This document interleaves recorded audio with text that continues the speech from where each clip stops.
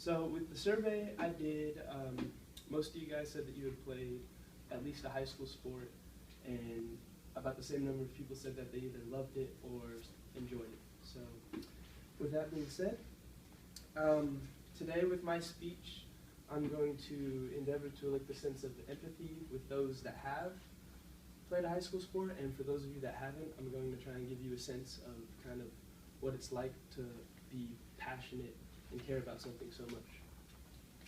So, I've played other sports before. I played basketball, soccer, baseball, anything, you name it. Football was something I didn't start playing until I was a freshman in high school, and up until my junior year, it really was just another sport to pass the time. I didn't really think much of it, but as I started to play more and more, I kind of took a look around and said, you know what, I actually really like playing this. The feeling of catching a touchdown, the feeling of laying somebody out was just completely unlike anything I'd ever experienced before. And I was pretty good at it too, so I loved it. I had a few problems. Probably the biggest one was my motivation. I had played other sports before, like I said, but the amount of time and effort that I needed to succeed at football was completely unlike anything I ever needed, or anything I'd ever experienced before.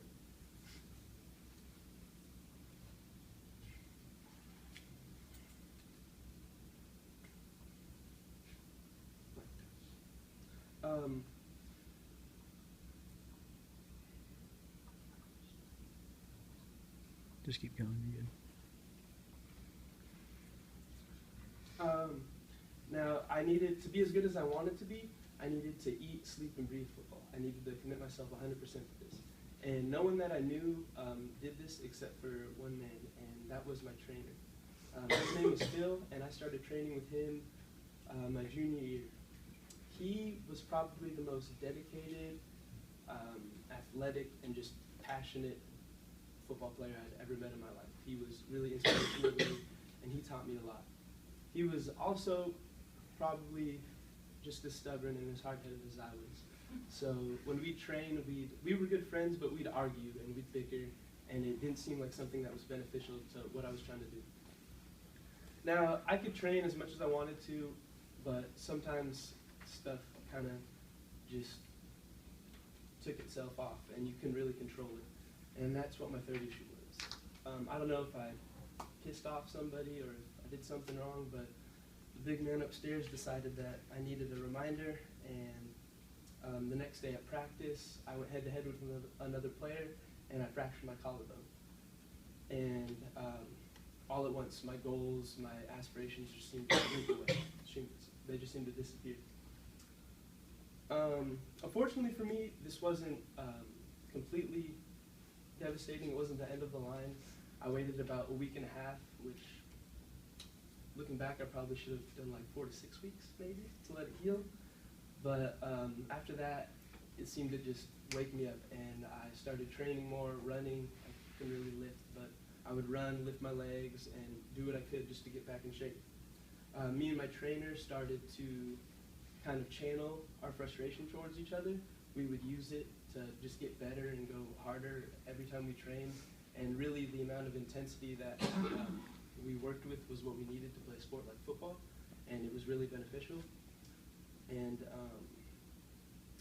the injury, though not career ending, I did come back, and I actually came back better than I ever had before. I was just excited to get back into the game. And I came back, got 2 interceptions, 11 tackles, and I think it was 8 completions. And I felt unstoppable. I felt great. And that feeling would transfer itself well beyond high school football.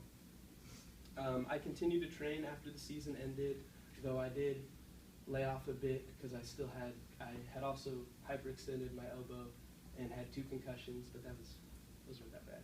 So I continued to train, though less so. My trainer actually went on to the NFL Combine, and he got picked up by the Seattle Seahawks. So he's with them now. And really, I continued to do what I could with what time I had. and I had originally intended to try out for the ASU football team in summer. Unfortunately, I didn't feel as if I was prepared for that at the time. So I kept my training going. I talked to the coach, and I started actually working out with a few of the players, and I continued training to today till the tryouts, which are actually this Monday. So wish me luck on that. With all that being said, I hope you guys have a better understanding that when you commit yourself to something 100%, when you really want it, you can really do anything that you set your mind to. Like if you want to climb the Eiffel Tower with one hand and steal a plane from the top, you can. You just got to put your mind to it.